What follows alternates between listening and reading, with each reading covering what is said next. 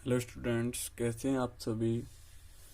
आज मैं आपको बताने वाला हूँ यूनिट मेजरमेंट में कुछ कन्वर्टर्स जो एक रूप से दूसरे रूप में कैसे चेंज होते हैं, कुछ मात्रक्स हैं, उनके बारे में मैं डिस्कस करने वाला हूँ।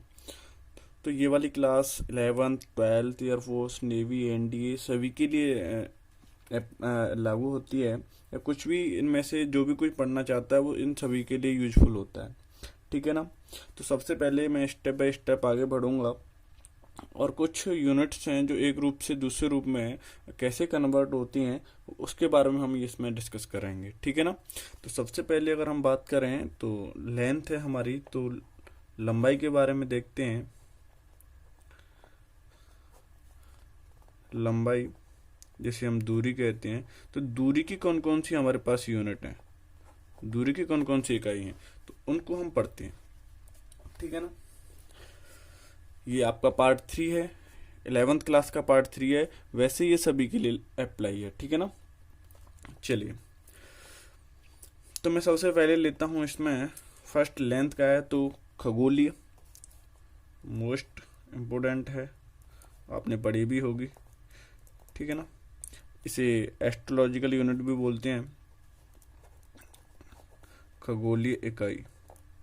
तो एक खगोलीय इकाई बराबर होता है 1.496 इंटू 10⁻11 मीटर। यही आपको याद रखना है। ठीक है ना। 1.496 इंटू 10⁻11 मीटर। अच्छा, दूसरा होता है, ये भी लेंथ, ये जो यहाँ पे जो भी यूनिट्स आएंगी वो लेंथ की यूनिट आएंगी। किसकी आएंगी? लंबाई अथवा दूरी की यूनिट आएंगी। ठीक है ना। यहाँ पे आएगा एक प्रकाश वर्ष में, प्रकाश वर्ष भी किसका मात्रक होता है? दूरी का। ठीक है ना। ये सभी बड़े मात्रक होते हैं। तो एक प्रकाश वर्ष में बराबर, जैसे हम बोल सकते हैं एक लीप ईयर्स, लाइट ईयर्स बोल सकते हैं। एक लाइट ईयर्स होता है जो 9.46 इंटू 10⁻15 मीटर का होता है। ठीक है ना। एक प्रकाश वर्ष में कितना होता है? 9.46 into 10⁻15 meters. Okay. Third third पे आता है आपका पैरालैक्टिक सेकंड। ये भी क्या है? दूरी का ही है, दूरी का ही यूनिट है, तो इसको बोल सकते हैं हम पैरालैक्टिक सेकंड।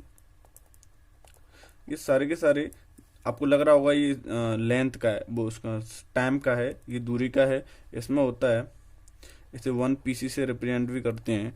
इसमें होता है 3.084 इंटू 10⁻16 मीटर, या ऐसे ही बोल सकते हैं हम लोग इसमें कि 3.26 लाइट ईयर, यानी प्रकाश वर्ष। ठीक है ना।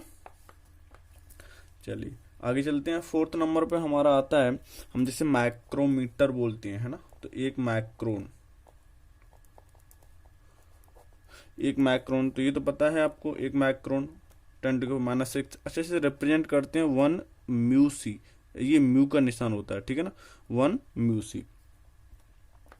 ठीक है ना।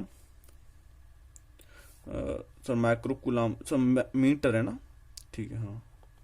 तो 1 म्यू सी से भी रिप्रेजेंट करते हैं, एक मिनट, म्यू एम माइक्रोमीटर।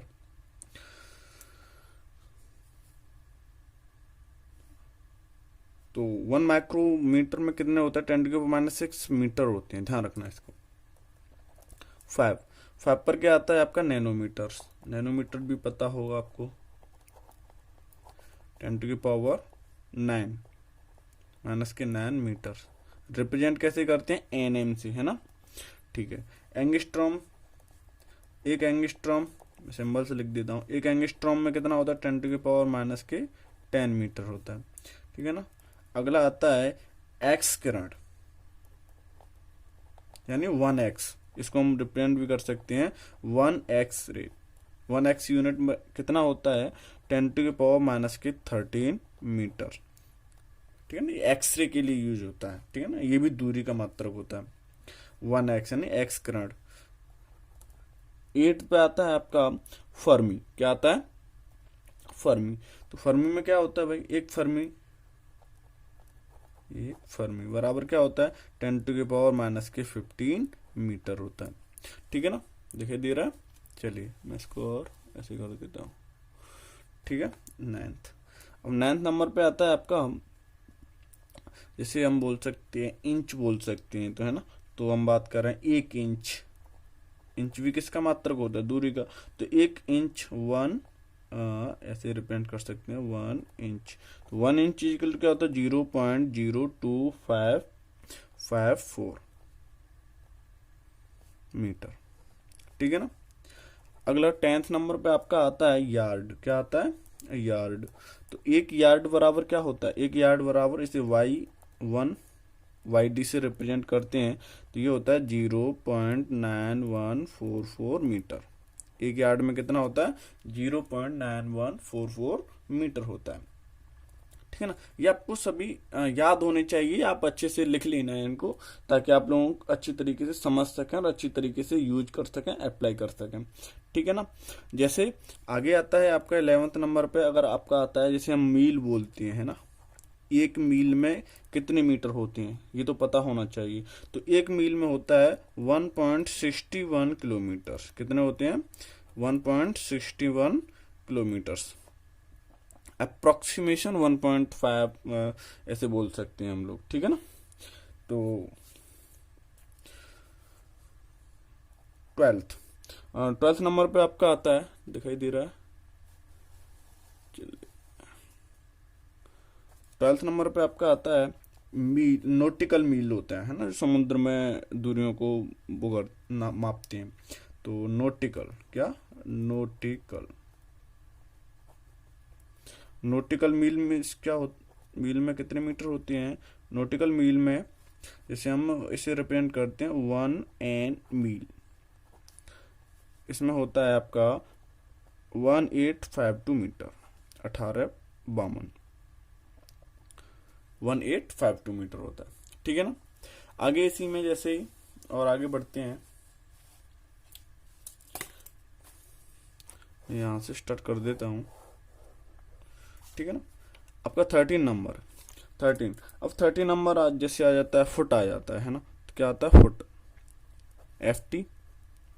तो 1 फुट में क्या, 1 फुट में कितने मीटर होते हैं, तो आप लोग लिख सकते हैं 1 फुट में 0.3048 मीटर होता है हमारा। ठीक है ना। और भी हैं, जैसे किलोमीटर्स है, मीटर्स हैं, ये तो आपको पता होगा, सेंटीमीटर्स हैं, ये तो हमें पता है, तो उनको लिखने की ऐसी कोई ज़रूरत है नहीं। अब हम द्रव्यमान के लिए देखते हैं। अब द्रव्यमान के लिए देखते हैं तो यहाँ पे लिख सकते हैं द्रव्यमान। किसके लिए, द्रव्यमान के लिए। और द्रव्यमान के लिए क्या क्या होता है, देखिए यहाँ पे लिख सकते हैं हम लोग द्रव्यमान के लिए, जैसे हमारा आता है पाउंड। क्या आता है, पाउंड। तो 1 पाउंड, तो 1 पाउंड इक्वल टू कितना होता है, 1 पाउंड इक्वल टू होता है 0.4536 kg, 0.4536 kg। अगला होता है, जैसे हम बोल सकते हैं क्विंटल। क्या होता है, क्विंटल। तो 1 क्विंटल इक्वल टू होता है 100 kg, ये तो पता होगा आपको। ठीक है ना। अगला आता है जैसे मीट्रिक टन आता है, मीट्रिक टन। अब मीट्रिक टन में कितना होता है, 1000 kg होता है। ठीक है ना। अगला आता है, जैसे आ सकता है आपका स्लैग, 1 स्लैग, स्लैग। तो स्लैग में क्या होता है हमारा, 14.59 kg। ठीक है ना, 1 स्लैग में 14.59 kg होता है। अच्छा, जैसे और भी आ सकता है, कुंटल हो गया। एक है आपका इम्पोर्टेंट है आपका, जिसे हम बोलते हैं परमाणु द्रव्यमान मात्रक, यानी 1 AMU, 1 AMU, atomic mass unit, परमाणु द्रव्यमान मात्रक, जिसे डाल्टन भी बोलते हैं, है ना। उसमें कितना होता है, उसमें होता है 1.66 इंटू 10⁻⁻27 kg। याद रखना, जैसे डाल्टन भी बोला जाता है। और है आपका, जैसे आपका आ सकता है, जैसे चंद्रशेखर सीमा होती है आपकी, चंद्रशेखर सीमा, चंद्रशेखर सीमा। तो ये अप्रोक्सीमेशन 1.4 इंटू सूर्य का द्रव्यमान होता है, सूर्य का द्रव्यमान।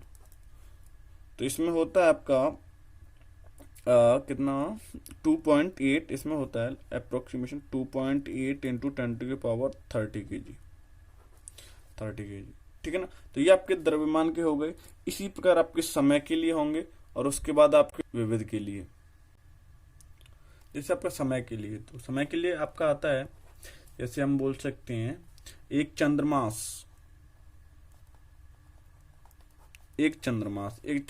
होता है आपका 27.3 सौर दिन का। ठीक है ना। अब एक सौर दिन कितने का होता है? एक सौर दिन होता है आपका 86400 सेकंड का। ठीक है ना। ये दूसरा हो गया। तीसरा अगर हम बात करें डे की, तो ये तो नॉर्मल है, 1 day is equal to 24 hours. ठीक है ना। 1 घंटा है आपका, मिनट है, ये नॉर्मल है आपके लिए। 4th नंबर पे आता है, इंपोर्टेंट है, 1 sec is equal to the 10⁻⁻8 second. ठीक है ना। ये आपके कुछ समय के मात्रक हैं। बाकी के वर्ष की बात करें तो ये लास्ट, और ये भी लिख लो आप लोग, वर्ष। तो वर्ष भी कितने का होता है? समय का मात्रक होता है। इसमें हम लिख सकते हैं 3.156 सेकेंड, सॉरी 3.156 इंटू 10⁻7 सेकेंड। ठीक है ना। ये भी लिख सकते हैं हम लोग। इसके बाद कुछ विविध हैं, उनको भी मैं बता देता हूँ विविध कौन कौन से हैं। चलिए, तो विविध हैं, तो विविध लिख सकते हैं हम लोग मिसलेनियस लिख सकते हैं विविध। तो विविध में क्या होगा, जैसे अगर हम बात करें हमारे पास अगर हम 1 लीटर की बात कर लेते हैं फिलहाल, 1 लीटर, तो 1 लीटर में कितने मिलीलीटर होते हैं, कितने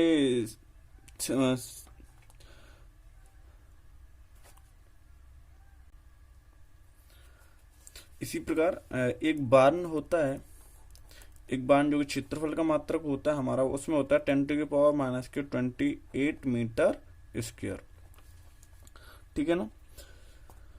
और भी आगे बढ़ते हैं तो एक पास्कल होता है, एक पास्कल न्यूटन अपन मीटर के इक्वल टू बराबर होता है। चलिए, इसमें आता है एक बार, क्या आता है? एक बार। अब एक बार है तो एक बार बराबर क्या होता है? दाब का होता है, यानी एक वायुमंडल, एक वायुमंडल। अब एक वायुमंडल है तो एक वायुमंडल कितने का होता है? 1.01 इंटू 10⁵ पास्कल। ठीक है ना। पी ए यानी पास्कल। इसी प्रकार हम आगे बढ़े, जैसे एक आता है टोर, क्या आता है? टोर। ये भी उसके लिए दाब के लिए होता है, एक टोर। तो एक टोर बराबर क्या होता है? 133.3 ठीक है ना, पास्कल। इसे हिंदी में लिख सकते हैं पास्कल, जो कि दाब के लिए यूज होता है। ठीक है ना। अब बात करते हैं इलेक्ट्रॉन वोल्ट, ये भी होता है एक इलेक्ट्रॉन वोल्ट। अब इलेक्ट्रॉन वोल्ट होता है, उसके लिए कितना होता है? उसके लिए होता है 1.6 इंटू 10⁻⁻29 जूल, -29 जूल। ठीक है ना। इसी प्रकार हम लोग देख सकते हैं और आगे किलोवाट घंटा।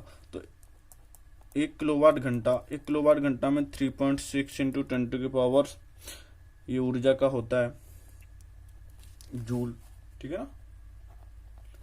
ठीक है ना। और आगे एक अश्वशक्ति बोलते हैं, जिसे क्या? हॉर्स पावर, 746 वाट। ठीक है ना। और भी हैं। डिग्री की बात करें तो 1 डिग्रियन में π/180 रेडियन होता है। ठीक है ना। अगर हम एक और है इम्पोर्टेंट, 1 कैरेट, क्या? कैरेट। तो 1 कैरेट में कितना होता है? 200 mg, 200 मिलीग्राम। ठीक है ना। इम्पोर्टेंट है ये। ठीक है ना। इसी प्रकार से आगे बढ़ते हुए चलते हैं। और जैसे अगर हम ध्वनि की बात करते हैं तो 1 मैक, जिसे मैक नंबर बोलते हैं, तो 1 मैक में कितना हो जाता है? 1 मैक तो 1 मैक में होता है 332 मीटर पर सेकंड, ठीक है ना। और भी है,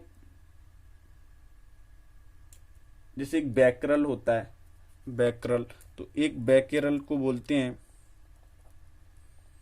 बैकरल, एक बैकरल इजिकल टू होता है 1 विघटन प्रति सेकंड, 1 विघटन प्रति सेकंड, 1 विघटन प्रति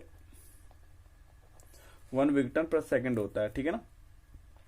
अब जैसे सुपरसोनिक जेट होते हैं, ठीक है ना, तो उनके लिए क्या होता है, एक नॉट इजिकल टू होता है 0.514 मीटर पर सेकंड। सुपरसोनिक जेट होते हैं, उनके लिए यूज होता है, ठीक है ना। नहीं दिखा, अभी दिखा रहा, एक नॉट होता है 0.514 मीटर पर सेकंड, ठीक है ना। अब मैं आपको बताने वाला हूं कुछ मात्रकों के बारे में, ठीक है ना। वो मात्रक हैं, अगर हम उन मात्रकों से रिलेटेड उन फॉर्मूलों को पढ़ लेते हैं, तो उसके बाद हम जो डायमेंशन वाला चैप्टर पढ़ेंगे, तो उसमें उनका जो फॉर्मूलेस हैं उनमें उनके विमान निकालना सीखेंगे, तब वो वहां पर यूज होंगे, लागू होंगे, ठीक है ना। तो उनको अच्छी तरह से आपको पढ़ना है। तो मैं आपको बताने जा रहा हूं मात्रकों के बारे में। तो मात्रक हैं जैसे यूनिट्स, मात्रकों के बारे में बता, मैं आपको उसकी राशि और उसका मात्रक, राशि और मात्रक, ठीक है ना, ये बताने वाला हूं। जैसे हमारे पास है लंबाई, तो लंबाई का मात्रक क्या होता है, लंबाई का मात्रक होता है मीटर। और जब हम सीजीएस पद्धति में देखते हैं तो इसका मात्रक क्या हो जाता है, सेंटीमीटर, ठीक है ना, सेंटीमीटर होता है। विमा, जब मैं आपको विमा निकालना सिखाऊं तब मैं आपको बताऊंगा इसके विमा के बारे में। फिलहाल मैं आपको मात्रक के बारे में बताऊंगा। ये मात्रक है आपके एमकेएस में और ये आपका सीजीएस में, ठीक है ना। तो अगला आता है आपके लिए किलोग्राम। क्या आता है, किलोग्राम यानी द्रव्यमान। द्रव्यमान का मात्रक क्या होता है, किलोग्राम। सीजीएस पद्धति में क्या होता है, ग्राम होता है, ठीक है ना। इसी प्रकार आपके सेकंड है, सॉरी टाइम, समय का मात्रक क्या होता है, सेकंड। और सीजीएस पद्धति में क्या होता है, सेकंड। इसी प्रकार आगे बढ़ते हुए चलते हैं हम। जैसे आता है क्षेत्रफल। क्या आता है, क्षेत्रफल। अब क्षेत्रफल का मात्रक क्या होता है, इसमें मीटर स्क्वायर और इसमें होता है सेंटीमीटर स्क्वायर, ठीक है ना। इसी प्रकार और आगे चलते हैं तो उसमें आता है आयतन। क्या आता है, आयतन। तो आयतन का मात्रक इसमें होता है मीटर क्यूब, इसमें क्या होता है, सेंटीमीटर क्यूब, ठीक है ना। चलिए